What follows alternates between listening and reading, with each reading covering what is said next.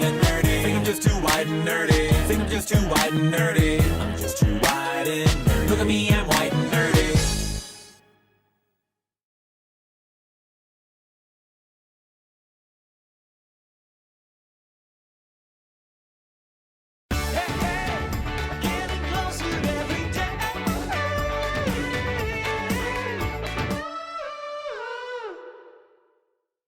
You know, Weird Al chose me for his music video, White and Nerdy, because he needed someone with street cred who could bust a move. But Weird Al asked Donny Osmond because he said he was the whitest guy I could think of. Now, raise your hands if you think that had a thinly veiled Mormon reference in there. Now, all of this is meant to be taken tongue-in-cheek, of course. Latter-day Saints have a great sense of self-deprecating humor, and we all laugh. But in today's multi-ethnic world culture, it's not a compliment. And it's a rather racist remark.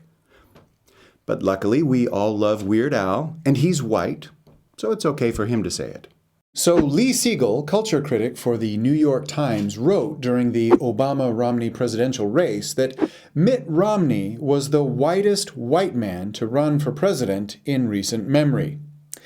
This not-so-subtle insult is due to the fact that Mitt Romney is a Latter-day Saint, and Latter-day Saints have been branded uber homogeneous.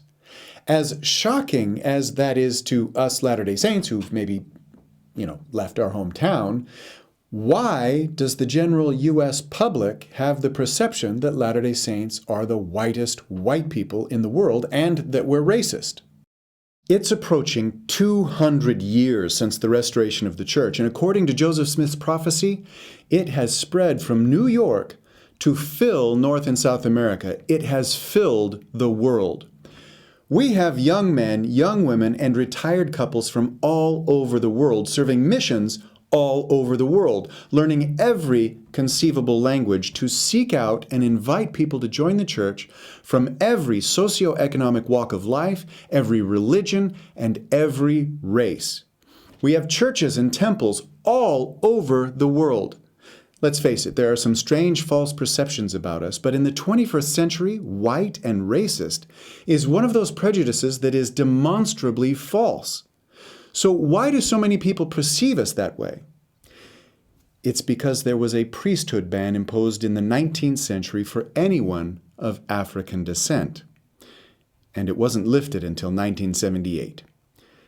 Yeah, I'm thinking that might do it. But wasn't the whole world racist back then? And when the Restoration began in the United States, there were similar bans on African Americans in other popular religions as well. The Baptists split into two factions over the race issue. That's why we have the American Baptist Convention and the Southern Baptist Convention. The Methodists split into Northern and Southern Methodists over slavery, but nobody remembers that either. The world we live in today grew out of a very different world that you and I wouldn't recognize or tolerate today. Antagonists of the restored church would have you focus on this as evidence that the claims of the church must be false. Now, this ban from me personally is probably the most embarrassing mistake in the history of the church. And you'll note that I called it a mistake. And I'm going to explain the history of that mistake in a way that most Latter-day Saints may not have ever heard. I'm going to bring things up that we've forgotten as a people over many generations. And if you are of the belief that the priesthood ban was not an error, but that it was a divine mandate that changed over time, this is very much intended for you because the church has officially refuted all of those speculative theories as false. They are rubbish. You must never ever believe, teach, or let be taught in this church that there was ever a divine racial priesthood ban, ever in the history of the world. We only have evidence that the doctrines of exaltation have ever been taught as the gospel of Christ, and no repentant person is ever barred from it. And the priesthood and temple ordinances are essential to obtain that exaltation. But Shane, this is the Church of Jesus Christ, established by Christ himself through revelation. I know, but mistakes like this cannot occur. Oh, really? What's your proof of that? All the scriptures we have tell the story of imperfect men called to be God's prophets or apostles to lead an imperfect people on a path to perfection from imperfection, and the Lord allows us to muff it up along the way and throughout the generations. Some call this the Samuel principle, where the Lord allows us to make mistakes if we insist. It's called the Samuel principle because of the story of the children of Israel who did not want the Lord God to be their king. They wanted a powerful monarch to sit on a spectacular throne like other nations who had great kings. Samuel was upset, but the Lord said, "They have not rejected thee, but they have rejected me." And in Genesis, Moses tells the story of the patriarchal fathers before him, full of bizarre imperfections and cultural oddities that we cringe at and anti-Christians gloat over. Moses himself was forbidden to enter the Promised Land because of his imperfections and disobedience. The story of the children of Israel, God's chosen people, spans centuries of triumphs and failures in doing the will of God. Paul's epistles to the churches, who had already been established in the truth, testify that the saints struggled with the difficulties of letting go of traditions, that they misunderstood established doctrines, and that they suffered from cultural conflicts of every kind. Even the Doctrine and Covenants records the wrestle with the Lord and his people during the Restoration to shake off their culture and tradition that was in opposition to the true doctrine and commandments of God. The word of wisdom was introduced several times before it became a standard. The law of consecration is something that was practiced a few times in the early church and is something we do not live in its fullness today, but will be practiced in its fullness at a future date.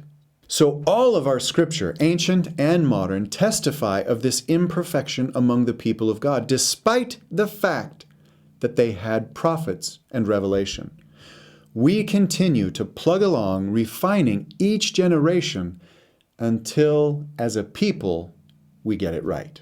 Now, as we dive into the last 200 years of church and U.S. history to understand what happened, there is something you need to know that most of you are not going to believe. The stereotype of the church being white and racist today is the exact polar opposite of what antagonists accused the church of for nearly the first 100 years. Now, as many of you may already know, the term Mormon began as a derogatory term given to us. But did you know that it had developed racial connotations? Did you know that outsiders spoke of Mormons as a race? And that the race of Mormons were considered race traitors by white America? Now, in order to understand this, we need a bit of U.S. historical context that we don't really have today. You need to know a few peripheral things if you really want to understand. If you don't really want to understand, may I suggest a plethora of anti-Mormon channels that like to just spout twisted facts and bigotry. Or these cat videos. Adorable. If you would like to understand the genesis of our current reputation in contrast to the first 100 years of our reputation, we need to go back to the church in Kirtland, Ohio and Jackson County, Missouri in the 1830s. You have the Book of Mormon hot off the press, and to fulfill an ancient promise and prophecy in the Book of Mormon, the Lord is going to provide a sign to the Lamanites and all the house of Israel that will mark the commencement of the much prophesied second and final gathering of Israel.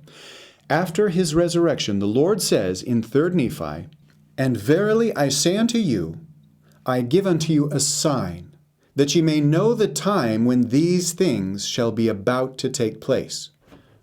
What things? "That I shall gather in from their long dispersion my people, O house of Israel, and shall establish again among them my Zion. And behold, this is the thing which I will give unto you for a sign.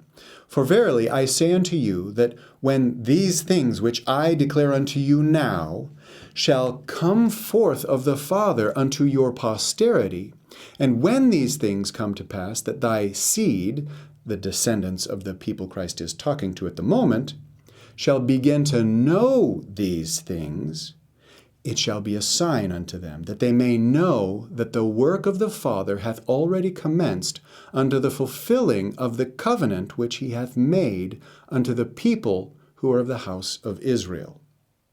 And the Lord told Joseph Smith in 1828, And for this very purpose are these plates preserved, which contain these records, that the promises of the Lord might be fulfilled, which he made to his people, and that the Lamanites might come to the knowledge of their fathers, and that they might know the promises of the Lord. So only a few months after the church was officially established and the Book of Mormon is finally printed for the world to read, Oliver Cowdery, Peter Whitmer, Parley P. Pratt, and Ziba Peterson are called on a mission directly to the Lamanites.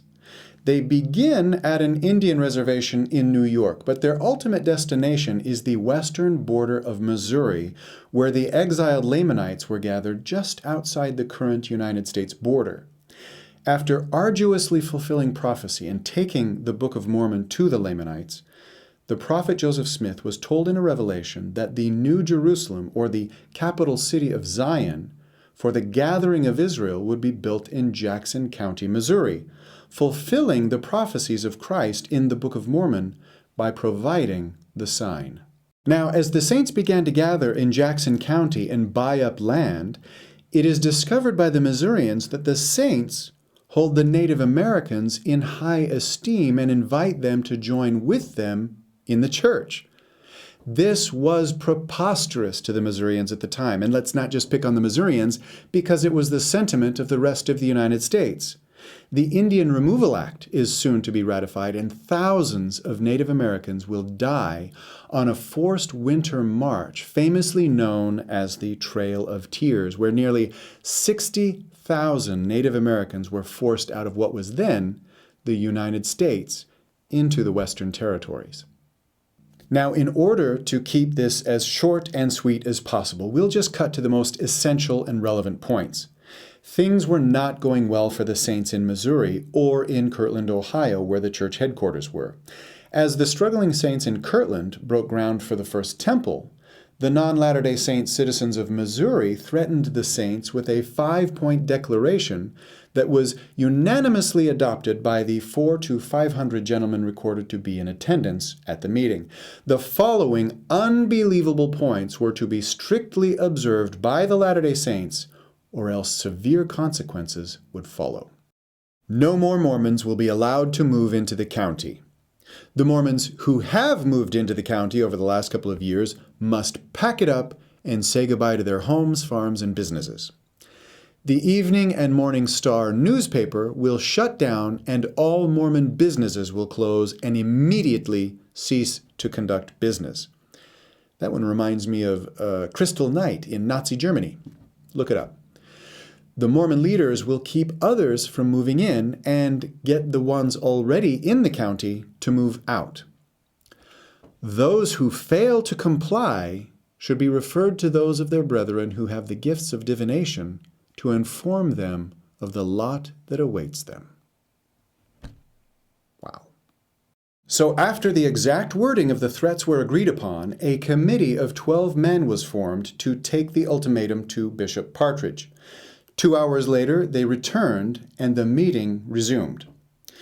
The Committee of 12 reported that they had called on Mr. Phelps, the editor of the Star, Edward Partridge, the bishop of the sect, and Mr. Gilbert, the keeper of the Lord's storehouse, and some others, and that they declined giving any direct answer to the requisitions made of them and wished an unreasonable time for consultation, because time to consult was what was unreasonable here, not their request.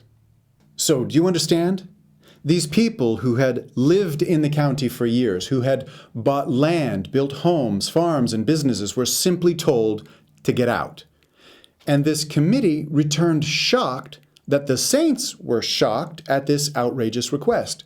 And because the saints did not agree right there and then to comply with their demands, this is what was recorded as their response.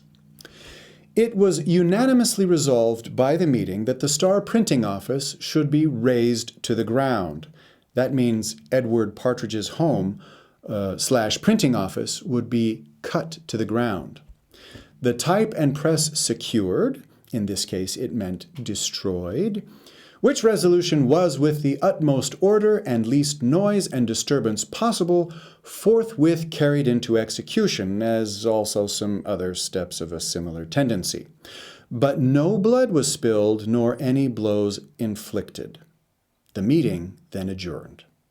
Though they recorded that there was no bloodshed or blows inflicted, there are those of you who are familiar with some of the events that happened when this resolution was executed. Through tremendous violence, the Partridge home and printing office was pulled down and utterly destroyed. Edward Partridge and W.W. Phelps were ruthlessly beaten, stripped of their clothing, and burned when they were tarred and feathered. You may recall that the first printing of the Doctrine and Covenants was being printed at this time, and it was through the heroic efforts of two young women named Caroline and Mary Elizabeth Rollins who collected as many of the printed pages as they could and saved the book at great physical risk. By the end of the Missouri period, the violence against the saints escalated to a state-sanctioned extermination order granted by the dishonorable governor of Missouri, Lilburn W. Boggs. I will not go into the death and atrocities that took place under Executive Order 44, but it was enough for Governor Christopher Bond to formally remove the extermination order from the state's books in 1976 during the United States bicentennial celebration, and apologize for the atrocities on behalf of the state. So, if the subject is racism, why are we talking about this history that very few Americans know about? Well, you should be asking yourself, why would this society go to such extremes as genocide? Well, once again, there was a public meeting about it, and they unabashedly wrote it down in what they called the Manifesto, and even published it in the newspaper so that future generations would not have to guess why they did it. They start by explaining why they had to destroy the LDS newspaper. There is an article inviting free Negroes from other states to become Mormons and remove and settle among us in Jackson County. This exhibits the Mormons in still more odious colors. No pun intended, I'm sure. It manifests a desire on the part of their society to inflict on our society an injury they know would be to us entirely insupportable, and one of the surest means of driving us from the county. Now remember, all of this is because the saints invited free Negroes to join them in the county. For it would require none of the supernatural gifts that they pretend to see that the introduction of such a caste among us would corrupt our blacks and instigate them to bloodshed. Which is probably true if the slaves saw other black people being treated with more respect and dignity than they've ever seen. It would probably stir things up for the slave owners. We believe it a duty we owe to ourselves, our wives, and our children, to the cause of public morals. Playing the morality card for slavery and genocide. To remove them from among us, as we are not prepared to give up our pleasant places and goodly possessions to them, or receive into the bosom of our families as fit companions for our wives and daughters the degraded and corrupted free Negroes that are now invited to settle among us. Well, under such a state of things, even our beautiful county would cease to be a desirable residence and our situation intolerable. If they refuse to leave us in peace as they found us, we agree to use such means as may be sufficient to remove them, and to that end we each pledge to each other our bodily powers, our lives, fortunes, and sacred honors. 1 week later, the meeting resumed, and they emphasized again their justification as to why they had no choice but to do what they did. We deem it proper to lay before the public an expose of our particular situation in regard to this singular sect of pretended Christians, and a solemn declaration of our unalterable determination to amend it. The evil is one that no one could have foreseen, and is therefore unprovided for by the laws.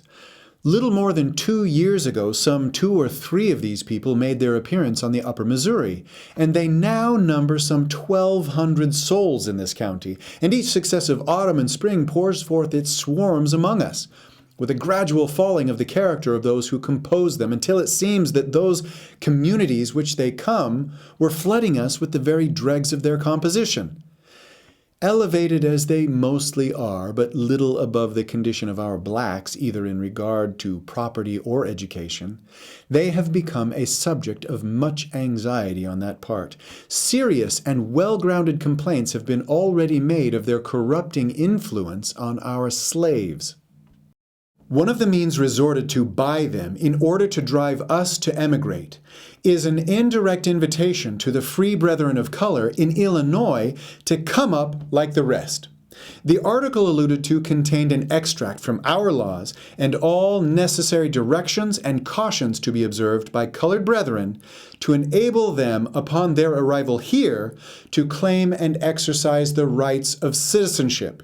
Contemporaneous with the appearance of this article was the expectation among the brethren here that a considerable number of this degraded caste, free Negroes, were only awaiting this information before they should set out on their journey. With the corrupting influence of these on our slaves and the stench, both physical and moral, that their introduction would set afloat in our social atmosphere, and the vexation that would attend the civil rule of these fanatics, it would require neither a visit from the destroying angel nor the judgments of an offended God to render our situation here insupportable. So, as you can see, inviting black saints to join them in Missouri was the key component that they claim made the situation untenable. And though they confessed their resolution to the problem was unprovided for by the laws, they did murder men and children, tortured women, stole their food and property, and drove them out of their homes in the middle of winter and out of the state. So, in the spring of 1839, the Saints purchased some swampland in Illinois and called it Nauvoo, where they congregated closer together. Here they were able to build up a city that was essentially their own, but it wasn't long before the same problems arose. Now, from here on out, I'm going to be quoting a lot from an excellent book entitled Religion of a Different Color by Paul W. Reeve. His research on the subject of race in the church and U.S. history has been mind-blowing and very uncomfortable to read. This is where we will see a history of the Latter-day Saints that very few people know. I'm only going to be touching upon the highlights of this subject, so if you want the tons of evidence and research and greater detail, you're going to have to read the book and the other books he quotes. And I won't blame you if you just want to watch these cute cat videos. Studying racism is a drag. Now, what Paul Reeves brings to light is that in its earliest history, the growing church began to be racialized by outsiders. Now, this would never dawn on us today because America was mostly made up of white European immigrants, and the church at the time was mostly white Americans and European immigrants. The Native Americans and the black African slaves were definitely not part of American society at the time, and when those early saints began to accept the savage Indians and the free blacks into their society, beginning in the 1830s, this was radically liberal thinking. Edward Strutt Abdy, a British official on tour of the United States in 1833 and 1834, pointed to this very openness as one potential source of tension between the Mormons and broader society. He noted that the Mormons lived in common and honored the principles of equality and harmony in their interactions with each other, including with Indians and blacks. Abdy specifically pointed to the Book of Mormon's lofty ideal that all are alike unto God, including black and white, bound and free, male and female, and heathen, Jew, and Gentile. With such an expansive vision articulated in the Mormons' new book of Scripture, it was no wonder that they were persecuted, Abdy wrote. The perception that they were too inclusive earned them fear and scorn in a national culture that favored exclusion, segregation, and even the extermination of undesirable races. So in order to prejudice people towards the gospel message the saints began sharing with the world, they branded the Mormons of the 1830s and 40s as non-white. This is the exact opposite prejudice that outsiders use to insult us today. Joseph Smith surrounded himself with thieves, adulterers, fornicators, pickpockets, cutthroats, knaves, and murderers. They were a disparate and unseemingly gathering of hangers-on, people of all nations and colors, such as could not stay anywhere else. The population of the holy city of Nauvoo is rather of a mixed kind. The general gathering of the saints has brought together men of all classes and characters. The great majority of them are uneducated and unpolished people. A great proportion of them consist of converts from the English manufacturing districts. As outsiders perceived it then, Mormons were far too inclusive in the creation of their religious kingdom. They accepted all nations and colors. They welcomed all classes and characters. They included aliens by birth and people from different parts of the world as members of God's earthly family. Sounds like what Christ was accused of when he walked the streets of Jerusalem. W. W. Phelps wrote in 1835 that all the families of the earth should get redemption in Christ Jesus, regardless of whether they are descendants of Shem, Ham, or Japheth. Another publication declared that all people were one in Christ Jesus, whether it was in Africa, Asia, or Europe. Apostle Parley P. Pratt similarly professed his intent to preach to all people, kindred, tongues, and nations without any exception. And that included India's and Africa's sultry plains in a poetic expression of his global dream for the gospel. Even one outside observer noted that Ohio saints honored the natural equality of mankind without excluding the native Indians or the African race. It was an open attitude that may have gone too far for its time and place. The same observer noted that the Mormon stance towards Indians and blacks was at least partially responsible for the cruel persecution by which they have suffered. In his mind, the Book of Mormon ideal that all are alike unto God, including black and white, made it unlikely that the saints would remain unmolested in the state of Missouri. It is in this context that you must understand the evolution of the priesthood ban. These people have family members and loved ones that were killed and buried in Missouri, Nauvoo, and the frozen western plains where hundreds and hundreds of saints lost their lives as they escaped this persecution in the United States. And you must understand that the rumor mill back then wasn't just the pain and suffering resulting from a reputation being ruined. These particular rumors and stories were designed to destroy the saints in the most literal sense. And you would think that once they left America and went to the Rocky Mountains, that they would be safe. But in 1857, just 10 years following the arrival of the Mormons as religious refugees in the Great Basin, they gained a profound understanding of the depth of suspicion then percolating in Washington, D.C. about them. In what would come to be called the Utah War, the most extensive and expensive military expedition between the U.S.-Mexican War and the Civil War, President James Buchanan ordered a 2,500-man army to Utah. Now, this massive army was sent to quell a rumored Mormon military rebellion against the United States and to remove Brigham Young as the territorial governor. Though Brigham Young had properly been installed as governor of the territory, he had been given no notice of the coming of the troops. Not knowing what to expect, the Mormon leaders made preparations. They determined that no other group, armed or otherwise, would again inhabit the homes which they had built. They concluded that if it became necessary, they would make Utah the desert it had been before their arrival. Colonel Thomas L. Kane, who actually knew the Latter-day Saints, petitioned the president to let him go to Utah and find out what was really going on. Through his efforts, the president was persuaded to send a peace commission to Utah the next year, in 1858. Brigham Young agreed that the army could pass through the city, but not camp within it. When the soldiers entered the valley, they found the city was desolate and deserted, except for a few watchful men armed with flint and steel and sharp axes. The homes and barns were filled with straw ready to be set on fire in case of violation, and axes were ready to destroy the orchards.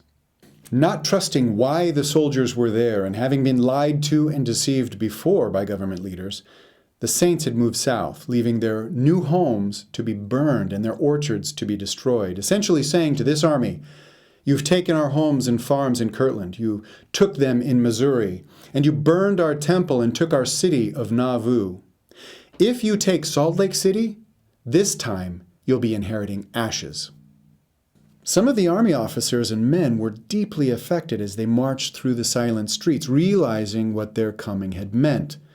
Colonel Philip St. George Cook, who had led the Mormon battalion years earlier, who knew of the wrongs previously inflicted upon these people, bared his head in reverent respect. There was no fray. The army found no sign of the rumored rebellion against the United States and passed through the city.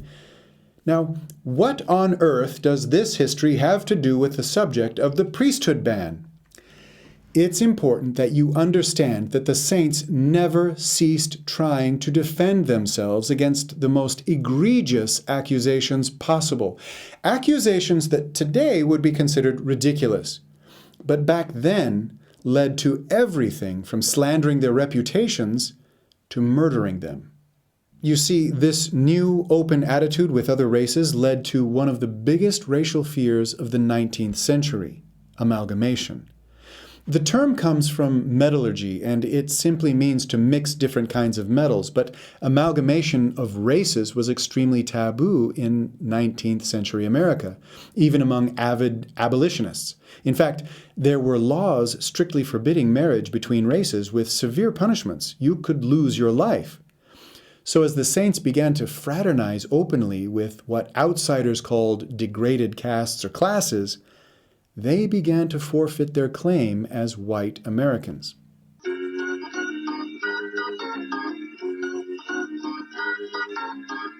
This radical new attitude of equality led to the Latter-day Saints accepting interracial marriages.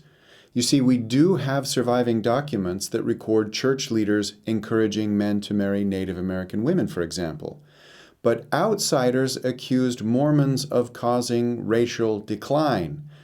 We also have some black saints marrying white women. What do you think the newspapers had to say when they found that out? You see, in the beginning, there are records of black members and black men holding the priesthood. Elijah Abels received his priesthood in 1836 and was ordained a 70 the same year. And he ended up serving 3 missions for the church, and he baptized converts into the church. In fact, he went through the Kirtland Temple and received his washings and anointings ordinance, and he even participated in baptisms for the dead in Nauvoo. All of these missions and ordinances require the priesthood. Walker Lewis received the priesthood in 1844, and he's one who marries a white woman.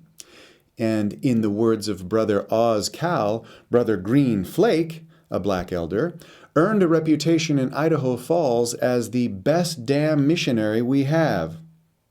It was a different time and place. Other black men were also ordained to the priesthood, but check this out. Even after the supposed ban, Elijah Abels' son, Enoch Abels, also receives the priesthood in 1900. And Enoch Abels' son, Elijah, receives the priesthood in 1935. And all these are verified in church history. So it was this unprecedented interracial acceptance in the 1830s and 40s that led to unprecedented persecution of the saints and led them down a path that stripped them of the high honor of white Americans and placed them with the black slaves as a degraded race.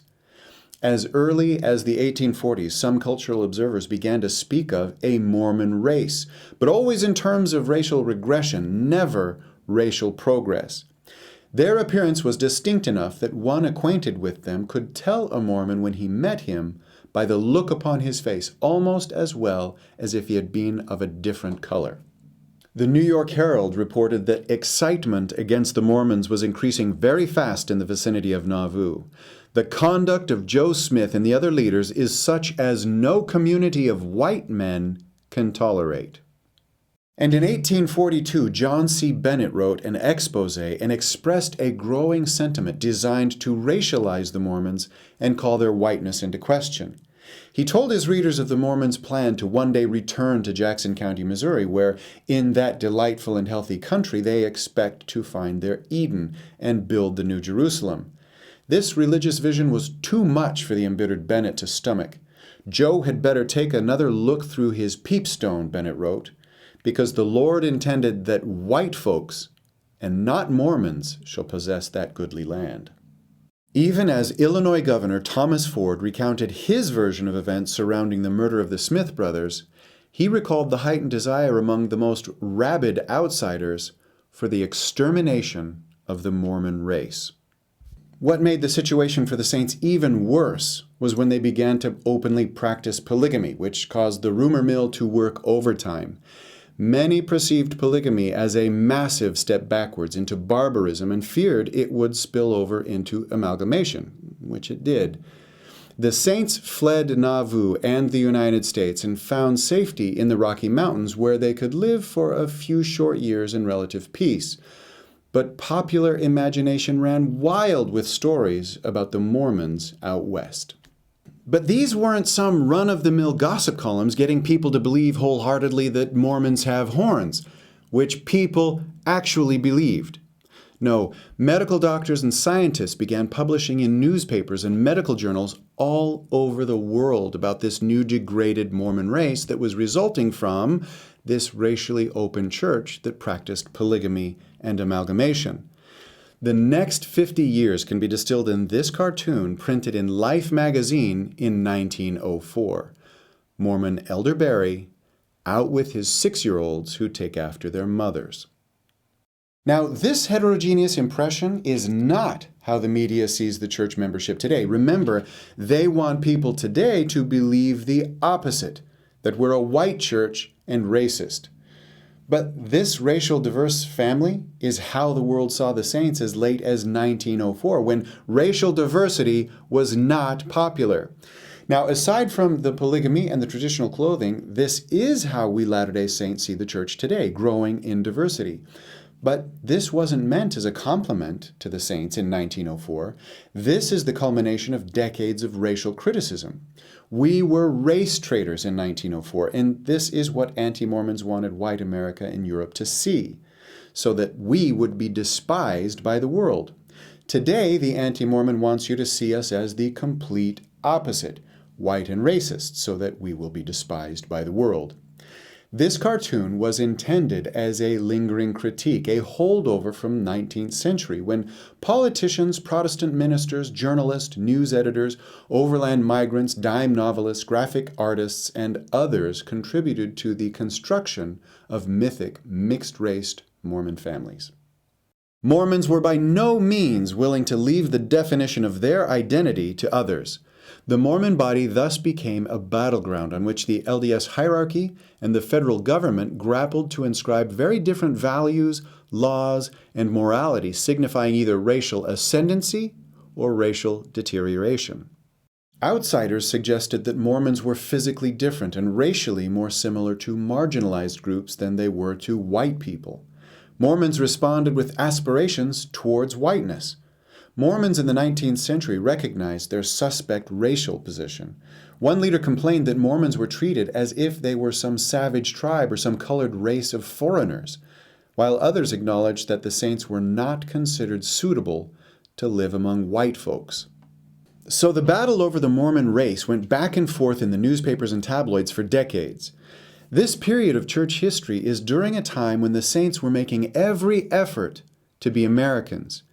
They had to leave America for their safety, but they struggled for years to obtain statehood and recognition as American citizens. And just so you can understand how destructive the bigotry and rumors were, I'm going to introduce another element that is crucial. Articles in national and international newspapers said that the women of Utah are treated like slaves and suffer worse than the black plantation slaves in the Old South.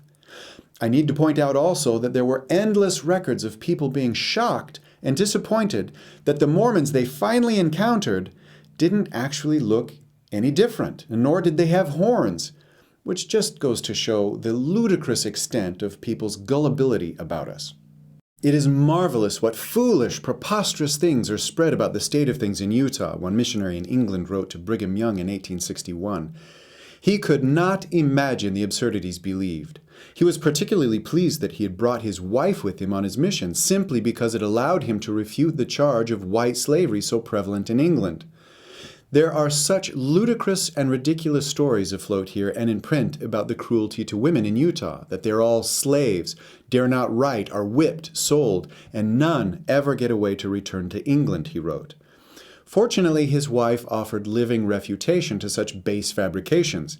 He noted that many strangers, men and women, have called on purpose to see her and converse in order that they may give the lie to such foul reports. So, because of the slander spread about the condition of LDS women, Utah politicians eagerly passed legislation that would give women their own voice and granted Utah women the right to vote. So, in February 1869, the first woman in America voted in a municipal election in Utah. Anti-Mormon politicians supported the idea of Mormon women voting in hopes that it would give them the power to end Mormon tyranny and polygamy. When the women of Utah overwhelmingly supported the supposed despot political leaders, Congress took away the women's right to vote. And it wasn't until the Saints ended polygamy and Utah finally gained statehood in 1896 that Congress allowed women the right to vote in Utah. Again. But who remembers that Latter-day Saint women were the first women to freely vote in the United States? Who remembers that the rest of the United States followed like 37 years later? Switzerland didn't allow their women the right to vote until 1971, and it wasn't until 1991 when the last canton made it possible that all Swiss women could vote. But nobody picks on Switzerland for that today. In 1843, while mainstream society was debating whether the degraded blacks even had souls, nobody remembers that Joseph Smith was radically teaching they came into the world slaves mentally and physically. Change their situation with the whites, and they would be like them. They have souls and are subjects of salvation. Go into Cincinnati or any city and find an educated Negro who rides in his carriage, and you will see a man who has risen by the power of his own mind to his exalted state of respectability. Nobody remembers that, and I guarantee you that nobody remembers this. Now, I'm sure all of you have heard of the Broadway play, The Book of Mormon. It's a big musical hit in New York City that satirically pokes fun of white missionaries from Salt Lake City that serve in Uganda. Now, this thinly veiled poke at the saints' racial contrast isn't the first, though. As we go back again in time, we find that the satirical poke at the saints is at the complete opposite end of the spectrum. Between the 1880s and the 1920s, there is a musical genre called coon songs. Now, for those of you outside of the United States, coon is a derogatory name given to African Americans, so don't use that word. And for about 4 decades, coon songs were very popular in the US and even in the UK. In coon songs, blacks were stereotyped as ignorant and indolent, devoid of honesty, personal honor, given to drunkenness and gambling, utterly without ambition, sensuous, libidinous, even lascivious. The songs additionally serve to reinforce white ideas about the necessity for segregation, the most important barrier of all, the boundary separating us from them. Race and sex were at the heart of the threats whites projected onto blacks in the coon songs, especially the lurking suspicions about their sensuous nature and the unrestrained quality of their sensuality. All of these elements came together when Broadway performer Elfie Snowden took the stage for a concert at the New York Theater on Sunday, 29 January 1905, and performed The Mormon Coon. The Music Trade Review called The Mormon Coon a great coon novelty hit, published by New York music executive Saul Bloom. So the 1905 hit song, The Mormon Coon, goes a little like this. I've got a big brunette and a blonde to pet. I've got 'em short, fat, thin, and tall. I've got a Cuban gal and a Zulu pal. They come in bunches when I call, and that's not all. I've got 'em pretty too, got a homely few. I've got 'em black to octoroon. I can spare 6 or 8. Shall I ship 'em by freight? For I am the Mormon Coon. Rather than an anomaly, the Mormon coon fit into a broad, complex, and changing pattern of racialization that focused intently upon Mormons and constructed them as physically, not just religiously, different. An African-American newspaper, the New York Age, suggested in 1891, the Mormon and Negro question are alike. The consequences would be dire if those two undesirable groups merged. The days of the white race are numbered in this country, one news account predicted. North America will be another African continent inside of 2 centuries. At the crux of this fearful deterioration was the American of the future, a black Mormon. Mormons, like other marginalized groups, experienced pressure to perform whiteness, to abandon the aspects of their culture, and in this case, their religion that marked them too easily black. For Mormons, this meant abandoning polygamy and all of the perceived racial violations it embodied. But it also meant claiming whiteness. In Jim Crow, or segregated America, whiteness as a function of citizenship was measured in distance from blackness. And unfortunately, to fight this perception of being a degenerate and deformed race, and to become acceptable Americans again, the fight for acceptance led down a path that would distance themselves from blackness, which unfortunately included their black brothers and sisters. It's important to remember that in the 1850s, the Saints were struggling for survival in the Rocky Mountains. They were struggling for recognition as American citizens. They were struggling to be accepted as normal people and to live their religion in safety and peace amid decades of radical persecution and the grossest slander.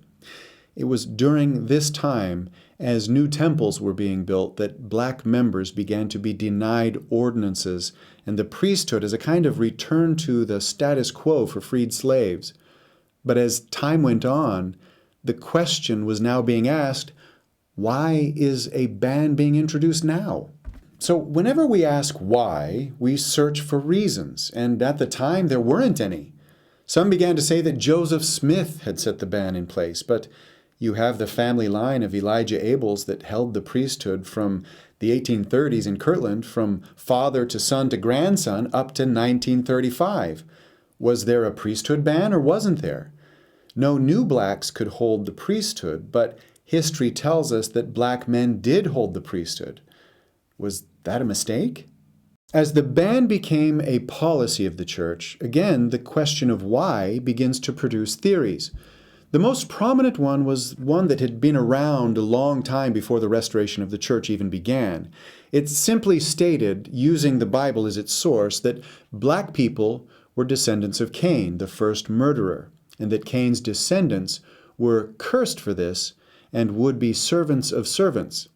They claimed that black skin marked Cain's descendants, and they were destined to pay for the blood of Abel throughout the generations. When slavery of the Africans began to be practiced by European Christians, it was made easier to stomach when this story, straight from the Bible itself, was used to justify slavery. And you can't argue with the Bible. Although the restoration of church doctrine clearly refuted this long-held biblical interpretation, this unfounded doctrine was accepted by many as the explanation of the plight of the African-American slaves. Latter-day Saints speculation took it one step further back to theorize that perhaps the black race were spiritual fence-sitters when it came time to support and accept Heavenly Father's plan of salvation or rebel with Lucifer in his attempted coup. This doctrinal theory was completely shot down by Brigham Young himself and has been refuted by the First Presidency several times over the decades. As adamant as the prophets of the church have been on this doctrinal subject, it is a pesky theory that won't seem to die a needed permanent death. As time goes on through American history, the race issue finally comes to a head in the 1960s. It was a period of social strain in America like none other. Decades of imposed segregation and institutional racism had finally met its match with a society that wanted change. But by now, the question of blacks in the priesthood was a firm policy that went back as far as anyone alive could even remember. In 1969, the First Presidency again affirmed civil rights for blacks. We believe the Negro, as well as those of other races, should have full constitutional privileges as members of society. Yet priesthood restriction as a religious matter has no bearing on matters of civil rights and could not change without a revelation from God. Were we the leaders of an enterprise created by ourselves and operated only according to our own earthly wisdom, it would be a simple thing to act according to popular will. But we believe that this work is directed by God and that the conferring of the priesthood must await His revelation. At the same time, Hugh B. Brown, a counselor in the First Presidency, pressed to have the priesthood ban rescinded. Brown viewed the restriction as an administrative policy that did not begin with revelation and was therefore subject to modification with no revelation necessary. In contrast, McKay, as president, believed divine intervention necessary regardless of the restriction's origin, something he reportedly sought but did not receive. In 1963, the Apostle Spencer Kimball had an open attitude but also felt divine intervention was necessary for such a fundamental change. The doctrine or policy has not varied in my memory, Kimball acknowledged. I know it could. I know the Lord could change His policy and release the ban and forgive the possible error which brought about the deprivation. You see, by this time, there were several attempts to trace the ban back to its authoritative source, to no avail. The possibility for changing the policy increased subtly as scholarly efforts to trace the restriction to its source showed no certain beginnings and shaky reasoning in support of the practice. Armand L. Moss pointed out the speculative nature of the explanations based on premortal conduct and the curse of Cain. He concluded that the policy rested on tradition, not on spiritual mandate.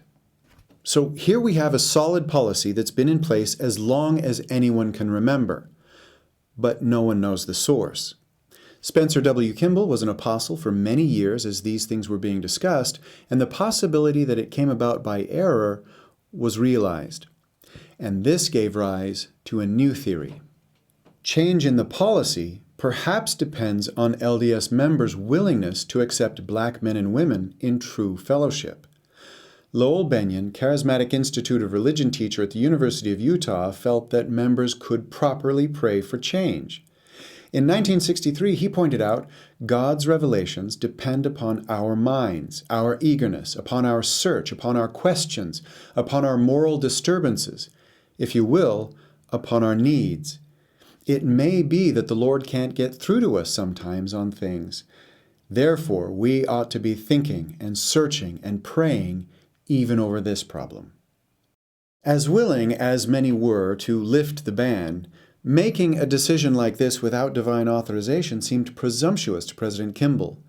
Many close to President Kimball worried about him as he seemed to be struggling with a very heavy burden. Elder Packard, concerned at President Kimball's inability to let the matter rest, said, "Why don't you forget this?" Then Elder Packard answered his own question, "Because you can't. The Lord won't let you." President Kimball once said, "Revelations will probably never come unless they are desired. I think few people receive revelations while lounging on the couch or while playing cards or while relaxing. I believe most revelations would come when a man is on his tiptoes, reaching high as he can for something which he knows he needs, and then there bursts upon him the answer to his problems." It was in 1978, when Elder Kimball was now the president of the church, that the divine intervention was approvingly given. But what about this forgiveness for the error that Elder Kimball so prophetically spoke of 17 years earlier? Well, I don't think I would survive a month in 19th century society before my big mouth would get me killed. But I try not to judge historic societies through my social lens. We are all products of our time periods and societies to one degree or another. All generations have to struggle out of their social wrongs. What was tolerable to one society will get you thrown in jail in another. What was acceptable to previous generations is unacceptable today. And I assure you, in 200 years, today's society will be plenty ashamed of the things that we struggle with today. And hopefully, our posterity will not look back at us with a severely critical eye, because it takes time to change society. The social struggles of the 19th and 20th century have allowed us to enjoy a better 21st century society. I know the Lord could change his policy and release the ban and forgive the possible error which brought about the deprivation. That forgiveness came in June 1978 with Kimball at the helm. He stunned Mormons and outsiders alike when he announced a revelation reversing the priesthood ban. The true redemption Kimball ushered in was for the church he led and its mission to share a universal gospel message.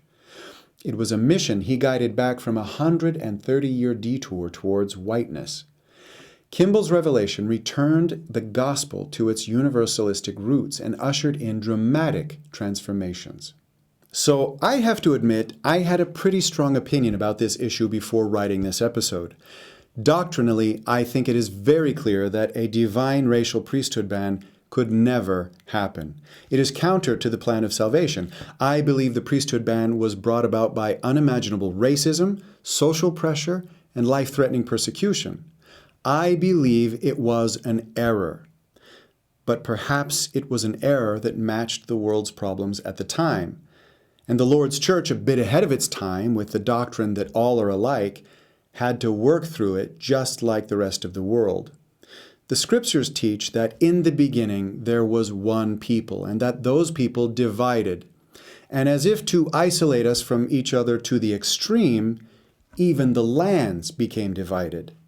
And as this strange plan of God is drawing to a close, all of us divided people are working to come back together, even as the lands are prophesied to come back together, that we can all be one again, because the Lord said, "If ye are not one, ye are not mine." So if you're interested, I'll leave a link to a short paper titled Spencer W. Kimball and the Revelation on the Priesthood. It filled in a lot of important gaps that changed my perspective and took the edge off of my severe judgment of generations past. And I would also like to point out that we've been focusing on 19th century racism in Caucasian Europe and America, but it's important to understand that racism is a global issue that has its diabolical grip on all races. I say this for my American friends who might think that racism is only in America and only for white people. You need to get out more. Now, go be anxiously engaged.